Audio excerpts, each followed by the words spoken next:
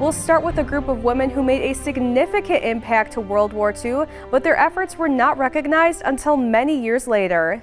The WASP, the Women's Air Force Service Pilots, was put together in 1942, 41 and 42 to move goods and services across the country, stateside, while it freed our pilots in the military up for missions overseas. Ann Jousma Miller, the curator of the UP Military Museum, says these women went above and beyond their role. These women test flew all planes coming out of the factories.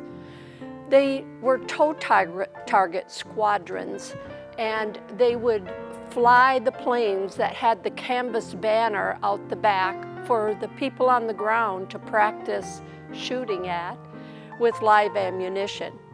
These women logged 60 million air miles. Out of the 1,074 women who served as a WASP, 4 of them were from the Upper Peninsula. They are Arlene Hayes of Ishpeming. As a young woman, she qualified for the WASP program.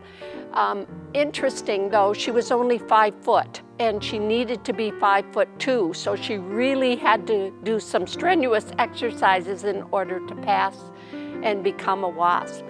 And her wedding dress was made from a parachute. Mary Kuhn Walters of Baraga. She performed every diligent duty that there was. Catherine Landry Steele of Marquette. Caddy, as she was known as, was one of the first women selected out of the first 25 for the tow target squadron.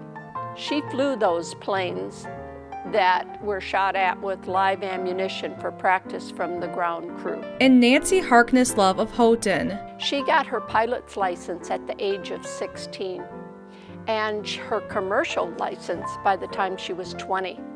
She was the one that put together the Women's Air Force Squadron. That was then incorporated into the WASP program. She qualified in every available military aircraft. Of the 1,074 young women in the WASP program, there were 2 squadron commanders, Jackie Cochran and Nancy Harkness Love.